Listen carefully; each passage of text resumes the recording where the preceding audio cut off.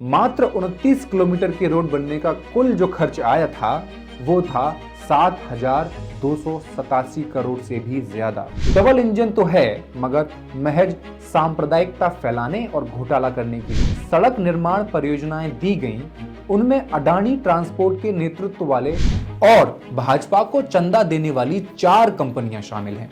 लेकिन shockingly PNC infotech को यह ठेका दिया गया 1062 करोड़ रुपए में। Auditor controller and auditor general यानी कैग की एक रिपोर्ट जो 10 अगस्त 2023 को सार्वजनिक की गई, दिल्ली गुरुग्राम को जोड़ने वाले द्वारका एक्सप्रेसवे को लेकर कई सवाल खड़े करती है।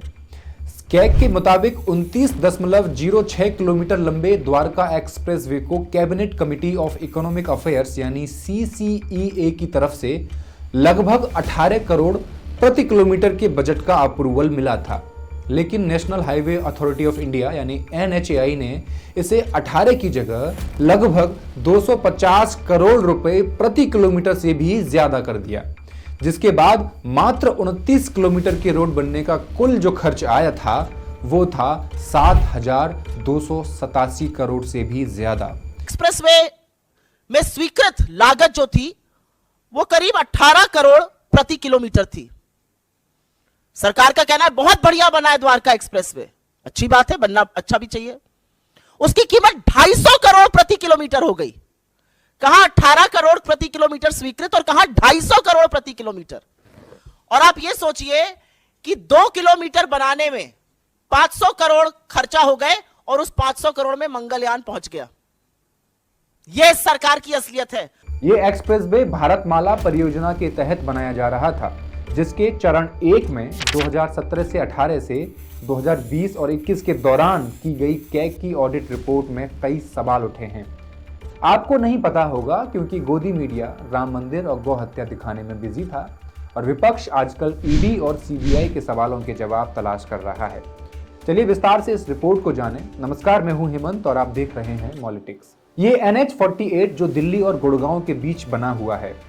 आप दिल्ली वासी हैं तो आपको इस रोड के ट्रैफिक का अंदाजा होगा ही। इसी ट्रैफिक को कम करने के लिए इस परियोजना को शुरू किया गया था।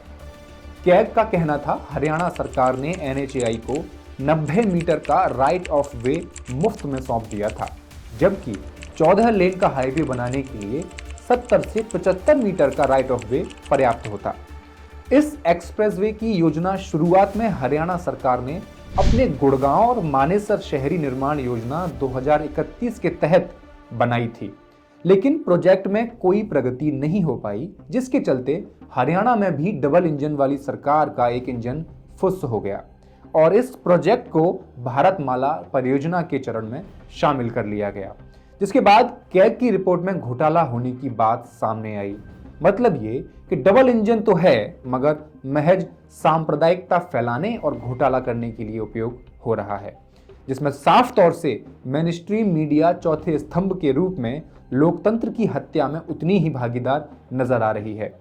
रिपोर्ट में आगे कहा गया है कि द्वारका एक्सप्रेसवे का इवैल्यूएशन एंड अप्रूवल बिना किसी डिटेल्ड प्रोजेक्ट रिपोर्ट के किया गया था। विशेष रूप से आर्थिक मामलों की कैबिनेट समिति CCEA ने प्रति किलोमीटर औसतन 18.2 करोड़ रुपए के बजट को मंजूरी दी। केंद्र सरकार की भारतमाला परियोजना के पहले चरण में जिन कंपनियों को सड़क निर्माण परियोजनाएं दी गईं, उनमें अडानी ट्रांसपोर्ट के नेतृत्व वाले कम से कम एक कंसोर्टियम, कथित तौर पर भाजपा से संबंधित एक फर्म और भाजपा को चंदा देने वाली 4 कंपनियां शामिल हैं।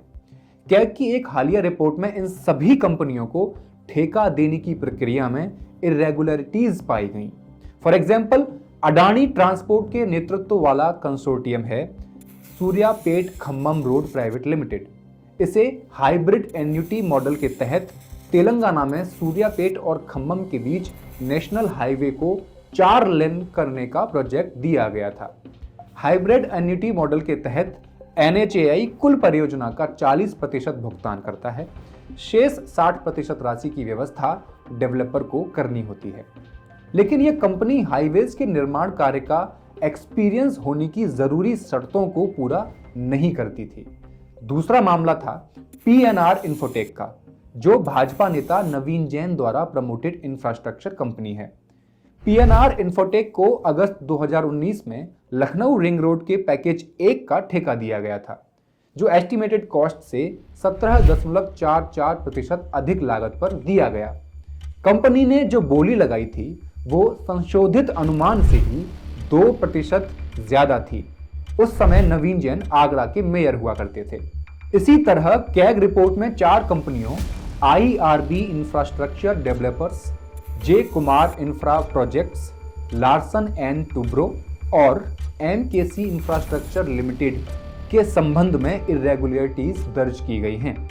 इन कंपनियों ने 2013 से 2021 के बीच भाजपा को 77 करोड़ रुपए का चंदा दिया था। कैग रिपोर्ट के मुताबिक Suryapet Khammam road private limited के प्रमुख सदस्य ने किसी अन्य कंपनी का एक्सपीरियंस सर्टिफिकेट जमा किया था और सबसे हास्यास्पद बात यह है कि इस अन्य कंपनी ने हाईवे निर्माण क्षेत्र में काम ही नहीं किया था। यह अन्य कंपनी बिजली के क्षेत्र में काम किया करती थी।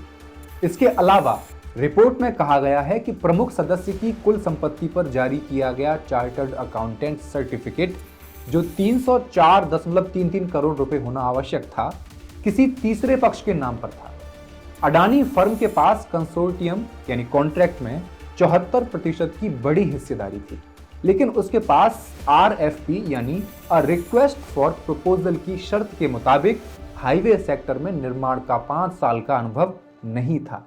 कंपनी द्वारा दी गई कार्यों की सूची के अनुसार उसने कभी भी प्रत्यक्ष या अप्रत्यक्ष रूप से कोई निर्माण कार्य किया ही नहीं था। हालांकि एनएचएआई ने मार्च 2019 में बिना कोई कारण बताए बोलीदाता को टेक्निकली योग्य घोषित कर दिया और बोली में दी गई करीब 1566 करोड़ रुपए की लागत पर परियोजना स्वीकार कर ली गई। 7 मार्च 2019 को लखनऊ रिंग रोड के पैकेज 1 के लिए टेंडर्स जारी किए गए।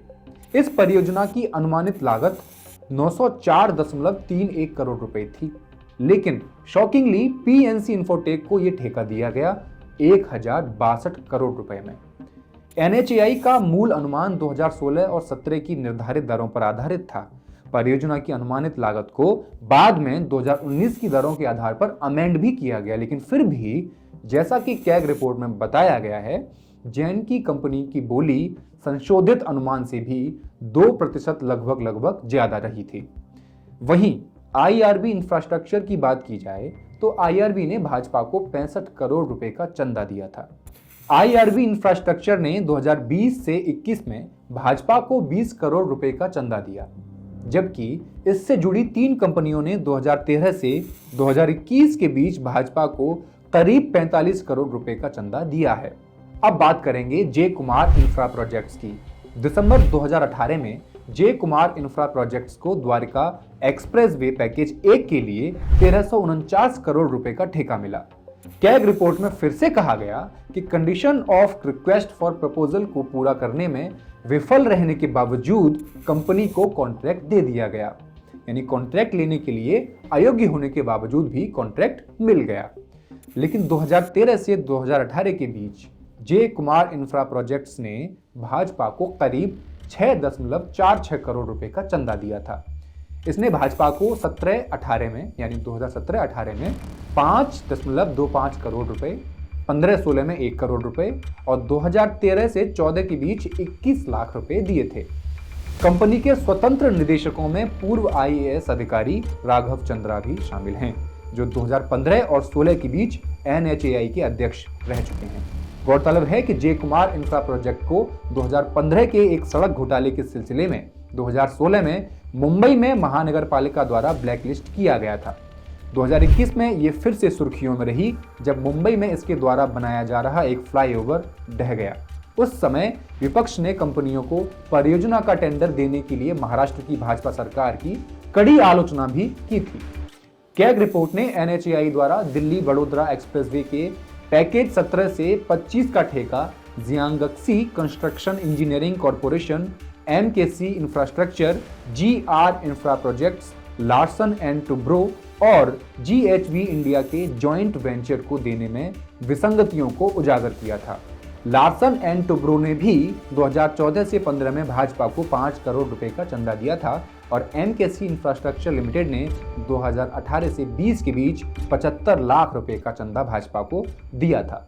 कैग रिपोर्ट में कहा गया है कि दिल्ली बड़ोदरा एक्सप्रेसवे की अनुमानित सिविल कॉस्ट 32,839 करोड़ रुपए थी, जबकि पूर्व निर्माण लागत 11,209 करोड़ रुपए के लगभग थी।